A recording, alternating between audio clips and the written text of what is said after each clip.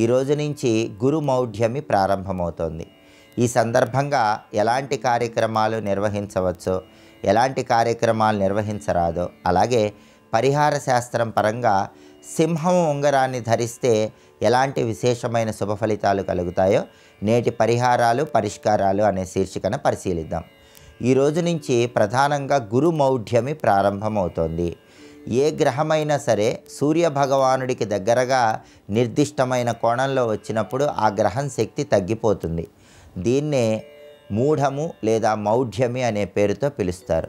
ఈ రోజు నుంచి దేవగురువైనటువంటి బృహస్పతి సూర్య భగవానుడికి దగ్గరగా రావటం వల్ల గురువు బలం తగ్గిపోతుంది. కాబట్టి గురు మౌఢ్యమి ప్రారంభమవుతుంది. గురు మౌఢ్యమి సందర్భంగా కొన్ని ప్రత్యేకమైన పనులు నిర్వహించరాదని జ్యోతిష శాస్త్రపరంగా చెప్పడం జరిగింది. ముహూర్త సంబంధమైనటువంటి కార్యక్రమాలేవి గురు మౌఢ్యమిలో నిర్వహించరాదు. వివాహాలు, గృహప్రవేశాలు, శంకుస్థాపనలు ఇలాంటివేవి గురు మౌఢ్యమిలో నిర్వహించరాదు. అలాగే గురు మౌఢ్యమిలో ఇల్లు మారటం కూడా మంచిది కాదు. అత్యవసరమైతే విష్ణు సహస్రనామ స్తోత్ర పారాయణ చేసుకొని ఇల్లు మారవచ్చు. కానీ గురు మౌఢ్యమి పూర్తయిన తర్వాత మళ్ళీ పాలు పొంగించుకొని సత్యనారాయణ స్వామి వ్రతం చేసుకోవాలి. గ్రహదోష నివారణకు చేసేటటువంటి జపాలు, దానాలు ఇలాంటివి మాత్రం గురు మౌఢ్యమిలో నిర్వహించుకోవచ్చు.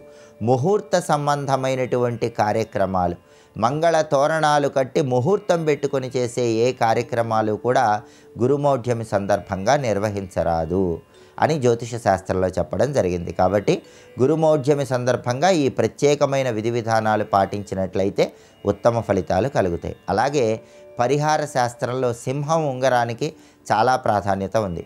ప్రాచీన కాలంలో ఇంటి సింహద్వారం పైభాగంలో సింహం బొమ్మలను ఏర్పాటు చేసేవాళ్ళు. సింహం అధికార పదవులకు సంకేతం. కాబట్టి ఎవరైనా సరే ఆఫీసులో కానీ వ్యాపార సంస్థలో కానీ సింహం బొమ్మను ఏర్పాటు చేసుకుంటే అద్భుత ఫలితాలు కలుగుతాయి. అమావాస్య రోజు పంచలోహాలతో సింహం బొమ్మను తయారు చేయించుకొని ఆ సింహం బొమ్మను దుర్గాదేవి చిత్రపటం దగ్గర ఉంచి 27 రోజుల పాటు పసుపు రాసి కుంకుమ బొట్లు పెట్టి గంధం బొట్లు పెట్టి దుర్గాదేవిని పూజిస్తూ సింహం బొమ్మకు కూడా రకరకాల పుష్పాలతో పూజ చేయాలి. 27 రోజుల పాటు దుర్గాదేవికి ఏదైనా తీపి పదార్థం కానీ చిత్రాన్నం కానీ నైవేద్యం సమర్పించాలి.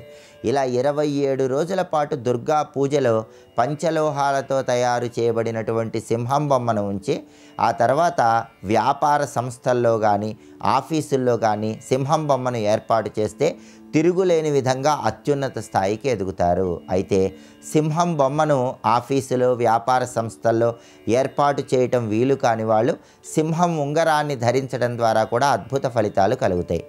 సింహరాశికి అధిపతి సూర్యుడు. అంటే సూర్యుడి సంపూర్ణమైన అనుగ్రహం కలిగి వృత్తిపరంగా ఉన్నత స్థాయిలో ఉండటానికి కూడా సింహం ఉంగరం విశేషంగా సహకరిస్తుంది. ఈ సింహం ఉంగరాన్ని వెండి లోహంతో కానీ బంగారం లోహంతో కానీ పంచలోహాలతో కానీ తయారు చేయించుకొని ఉంగరం వేలికి ధరించాలి.